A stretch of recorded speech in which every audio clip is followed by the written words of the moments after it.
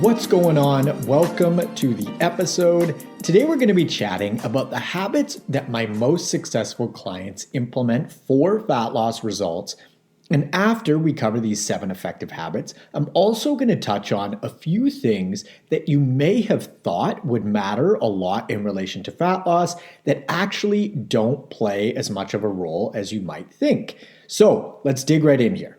The first highly effective habit is having a plan, because the folks that get the best results don't just wing it. They put a plan in place, they follow the plan, they adjust it where and when need be, they follow the plan again, and ride that wave all the way to their goal. Fortunately for the folks that are working with me, they tell me what they want, what their priorities are, their schedule, their preferences, all that good stuff, and then I put the plan together for them. But you can totally put something together for yourself too. Now, you'll likely need to do some research, which you're actually doing as we speak here via listening to this podcast episode, which is super cool. Now, if you're wondering whether you should put your own plan together or have someone do it for you and guide you through the fat loss process, that's just personal preference and what you want to invest. Not necessarily how much per se, just because you're going to need to invest either way. If you put your plan together yourself, you're going to need to invest a lot more time in research and mental energy, whereas if you invest in a coach, you'll be investing more in finances in order to set that process up. So I wouldn't recommend just flying by the seat of your pants, because the vast majority of folks, and I'm actually tempted to say all folks, but I won't, just aren't going to be successful with a wing-it-like approach. The adage, failing to plan is planning to fail, absolutely applies here.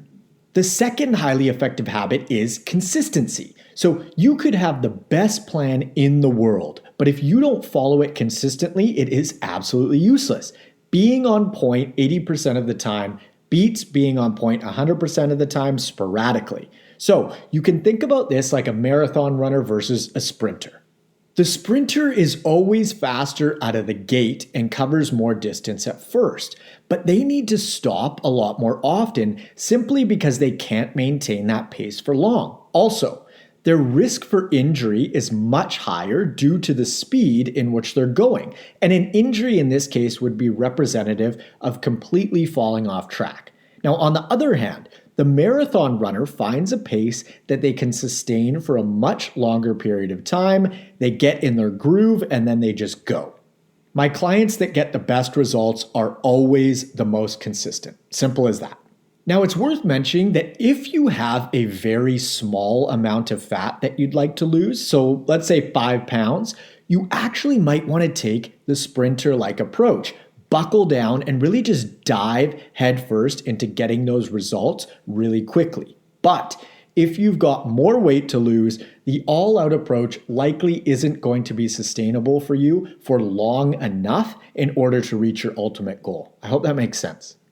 Also, your plan, whatever it may be, requires consistency in order to follow it and actually determine whether it's working or not and whether you need to make adjustments and changes. Otherwise, it's not your plan, right? If you're all over the map and super inconsistent, for coming full circle, that is the definition of winging it.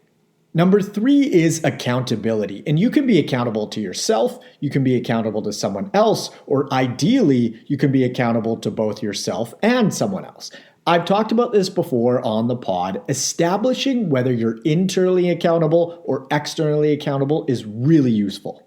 If you're internally accountable, you have no problem following a plan on your own when no one else is looking. For example, this is the person that puts their own program together and just follows it. They stay consistent and accountable to themselves right up until they reach their ultimate goal.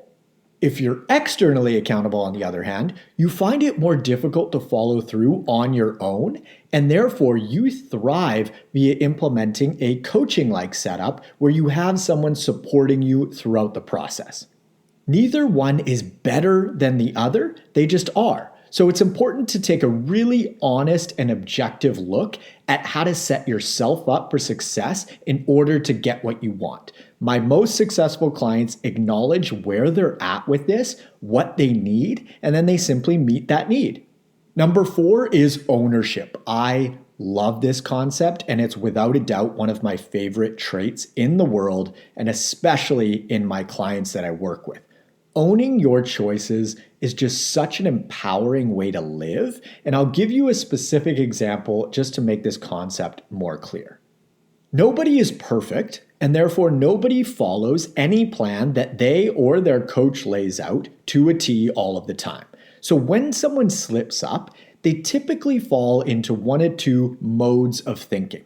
One mode would be taking full accountability, and the other would be shucking accountability. An example of full accountability or ownership would look something like this.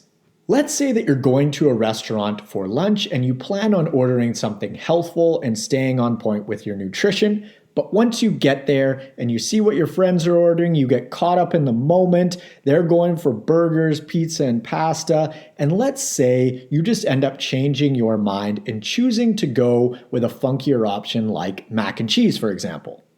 Afterwards, ownership looks like I went in with a plan to order something healthy, but instead when I got there, I chose to go with the mac and cheese because I wanted it.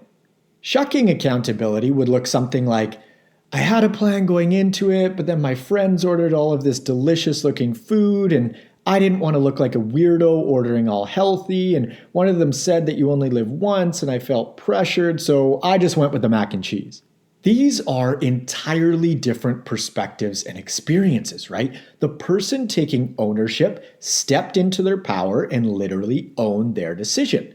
The individual that sidestepped accountability or responsibility put the onus on the situation instead of themselves for the choice that they made. I honestly don't care if my clients eat pizza 10 times a week. If they own those decisions, that is a beautiful thing, and I absolutely love it. The folks that I choose not to work with are the people that always have a reason why they couldn't or weren't able to do what they quote unquote wanted to do. And let's just be honest, right? No one is shoving food or drinks into anyone else's mouth. So that was my long-winded way of saying my most effective clients own their choices and therefore own their lives.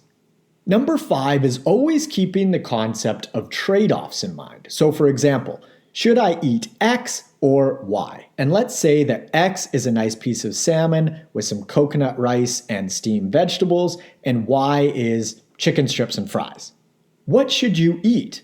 There really is no should or shouldn't here. There are just choices and outcomes, meaning the salmon meal is going to have you feel a certain way and yield a certain outcome, and the same thing goes for the fish and chip meal. And the choice just comes down to whatever you want more. Everything that comes along with the salmon or everything that comes along with the chicken strips. There's no good or bad choice, just choice.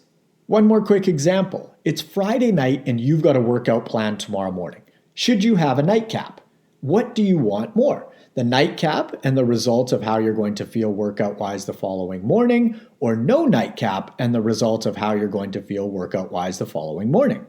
My most successful clients don't always go for the salmon meal or skip the nightcap. I want to be really clear about that. But they do understand the trade-offs that they're making via their choices. It's not right or wrong. They're just decisions with different outcomes. And all you've got to do in order to make decisions easier for you is to ask yourself, which outcome would I prefer right now? And then pulling off of number 4, whichever choice you make, fucking own it.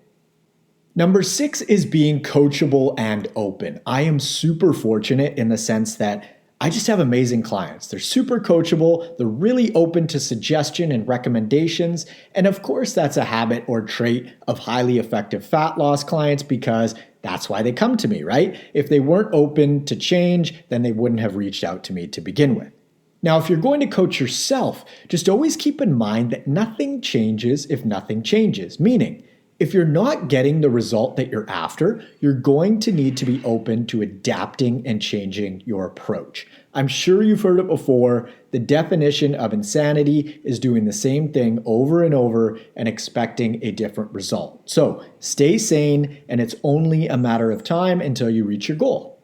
Number 7 is enjoying the process. My clients who have the most success really embrace learning about their bodies, about themselves, about their preferences, and what makes them tick. They have fun with this whole fat loss and lifestyle thing, and that doesn't mean that it's not difficult and challenging at times, because it absolutely is.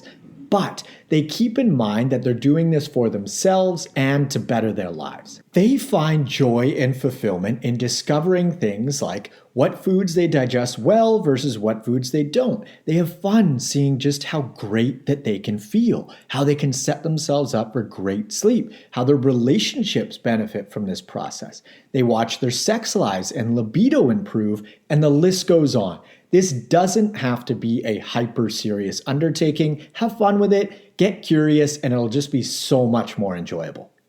Now, a few things that I wanted to touch on that folks often think matter a lot that fortunately don't. Age.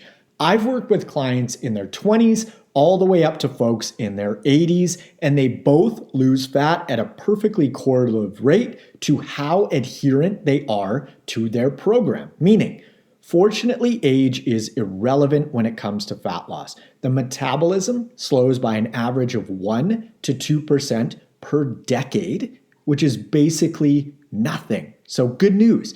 It doesn't matter if you're 20 or 80, you can still reach your goals if you put in the work. Where you start is not a fat loss factor, meaning it doesn't matter if you're 10 pounds overweight or 100 pounds overweight, you can lose fat either way just as effectively when you do the right things on a consistent basis. The number of meals that you eat per day does not matter in relation to fat loss results. So whether you eat 2 times or 10 times, that has no bearing on the progress that you make. Whatever meal cadence works best for you given your schedule, preferences, lifestyle, etc., will yield you great fat loss results as long as you stay on point consistently. How busy you are is much less of a factor than you might think, because where there's a will, there's a way. And it's funny because I've heard plenty of folks say both of the following. People with fat loss goals will say, I'm too busy, I can't lose fat. And simultaneously, I've heard folks with muscle gain goals say, I'm too busy to eat that much, so I can't gain weight. Now, which one is it, right? It can't be both. This all comes down to priorities. And also, being that meal cadence doesn't matter, you could be the busiest person in the world and just eat 1 or 2 meals per day and lose fat like crazy. Because how is it possible to be too busy not to eat? Like, if you're that busy, you could hypothetically just skip meals if you wanted to. That's the most effective thing in the world in this context. Oh, but I can't skip meals because then I get hangry and okay, so wait, you're too busy not to eat, but you're also too busy to make better decisions. Something is not adding up here. And the truth is, this brings me to probably the most important concept of this episode, and that is, folks either look for reasons why they can or why they can't. And the thing is, they're both true if that's the perspective that you choose to take. My most successful clients look for reasons why and how they can. If you're interested in applying for one-on-one nutritional coaching and or workout design with me, you can click the link in the description below or head on over to n1fitness.com/coaching. Follow me up on Instagram at n1fitness, on TikTok at the n1fitness, and feel free to friend me on Facebook at Marcus Sadu. Also, if you'd like to join my mailing list, you can head on over to the website and type your email in the little pop-up box. And lastly, be sure to hit the subscribe button on whatever platform you're using. Thanks so much for tuning in. I hope that you found this useful, and I will catch you on the next episode. See ya.